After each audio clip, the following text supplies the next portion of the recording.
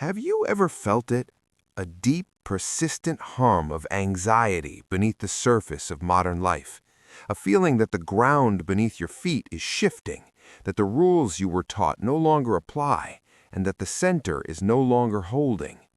You see the anger in the headlines, the division in your communities, the confusion in the eyes of your leaders, and you ask yourself a simple, terrifying question. What is going on? You've been told it's progress. You've been told it's chaos. You've been told it's unprecedented. But what if it's none of those things? What if the feeling of society fracturing, of institutions crumbling, of an old world dying is not random at all? What if it's a season, an inevitable winter that has arrived right on schedule? Imagine you could pull back the curtain of the present moment and see the vast hidden machinery of history.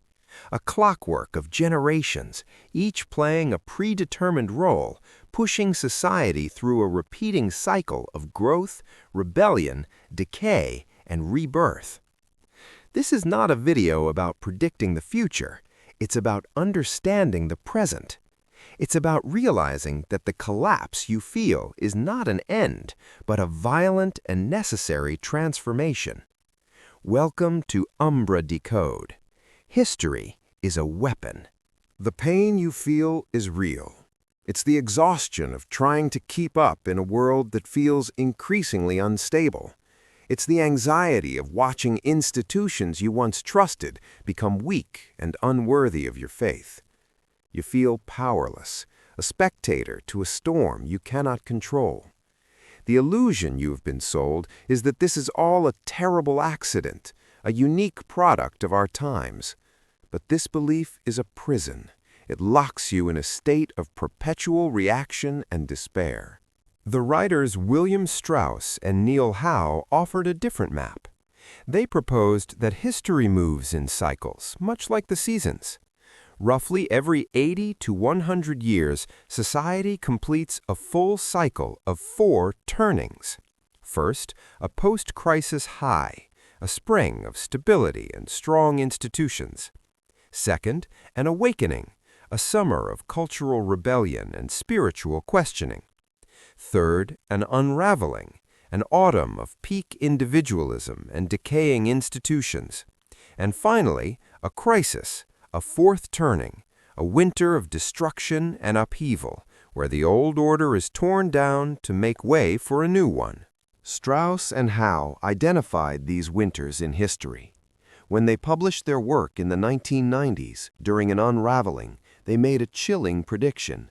The next 4th turning, the next great crisis, would begin around 2005 and climax around the mid-2020s. Look around you. The illusion of random chaos is shattered. You are not living through an accident. You are living through a prophecy. Who are the puppeteers? In this story, they are not a secret cabal. The puppeteer is the impersonal, immense force of the cycle itself, driven by the generations it creates. History is a living organism, powered by the constant, predictable interplay of generational archetypes, each forged in the season they are born into. The prophet generation, born in the stable high, grows up to become the moralistic firebrands of the awakening, the baby boomers. The nomad generation, born during that awakening, grows up neglected and becomes pragmatic realists, Generation X. The hero generation, born during the unraveling, grows up protected and becomes optimistic team players, the Millennials. And the artist generation, born during the crisis itself, grows up overprotected and becomes sensitive and thoughtful, Generation Z. Do you see the clockwork? The prophets tear down the moral order. The nomads learn to survive the wreckage. The heroes arrive to build a new order. The friction you feel is not a sign that society is broken. It is a sign that the mechanism is working perfectly. The stage was set. The financial crisis of 2008 was the spark. Now the house is on fire. We are deep in the 4th turning. the season of winter. In a world consumed by the fire of a fourth turning, the most common response is to react, to lash out in fear and anger. You are being programmed to do this every day. They want you terrified. They want you enraged, because a reactive population is a controllable population. This is a trap that will drain your very soul. The true weapon against the chaos is not to add to the noise, but to cultivate a radical and sovereign perspective. The solution is to understand the map of history so well that you are no longer surprised by the terrain. This is not passivity, it is strategic intelligence. The wise sailor does not fight the hurricane, they study its currents. They use its very power to navigate towards a safe harbor. The Strauss-Howe theory is your nautical chart. You see the collapse of trust, the political turmoil, the threat of conflict, not as horrifying anomalies, but as the predictable symptoms of the season. This perspective is a devastating weapon. It disarms the merchants of fear. You move from being a pawn in the game to an observer of the board. You stop asking, how can we go back, and start asking the far more powerful question, given the season we are in, how must we build the future? Adopting this weapon of perspective comes at a steep price. The price is the death of your innocence. It requires you to abandon the comforting fairy tale of perpetual progress. The truth is not comfortable. The truth is blinding.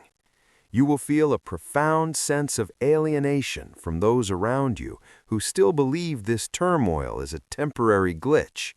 They will call you a pessimist, a doomsayer, a cynic.